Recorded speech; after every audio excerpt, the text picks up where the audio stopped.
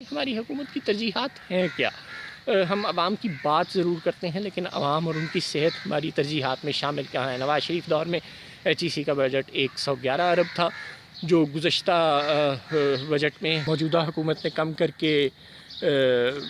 60 ارب کر دیا تھا، اور اب 4 ارب کا اضافہ کر کے 64 ارب کر دیا گیا ہے۔ یوں اعلیٰ تعلیم ہماری ترجیحات میں کہاں شامل ہے ہم سمجھ سکتے ہیں، اور جو صحت کا بجٹ ہے وہ 30 ارب روپے ہے۔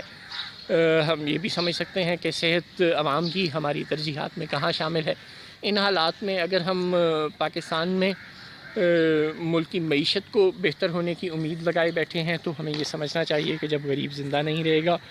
اور جب اس کی صحت اور تعلیم حکومت کی ترجیحات میں ہی شامل نہیں ہوگی، جب حکومت غریب کی صحت اور تعلیم پر پیسے خرچ کرنے کے لیے تیار ہی نہیں ہے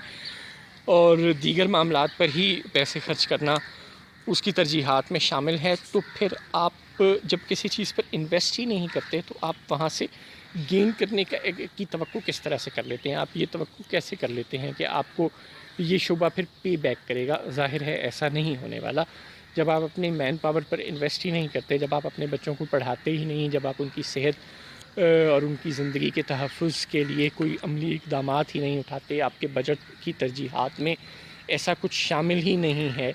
کہ آپ لوگوں کی زندگیوں اور ان کی تعلیم کو اہمیت دیتے ہیں، ایسا کچھ نظر ہی نہیں آ رہا، تو پھر آپ یہ توقع کس بنیاد پر کر رہے ہیں کہ جو لوگ ہیں وہ اس کرونا بحران کو شکست دینے میں کامیاب ہو جائیں گے؟ اور امپیریل کالج بالکل جھوٹ بول رہا ہے، پاکستان میں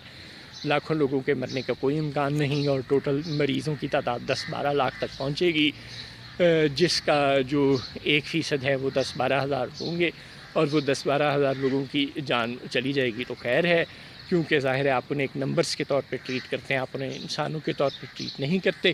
جب تک آپ یہ نہیں سمجھنا شروع کریں گے کہ کسی انسان کی جان اتنی ہی قیمتی ہے جتنی آپ کی اپنی قیمتی ہے،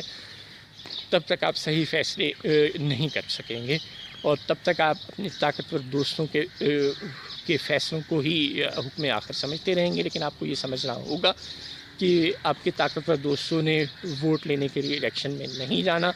اور اگلی دفعہ شاید وہ آپ کو سلیکٹ کرنا بھی پسند نہ کریں۔ اگلی دفعہ ووٹ لینے کے لیے عوام میں بھی آپ کو خود جانا پڑے گا، اور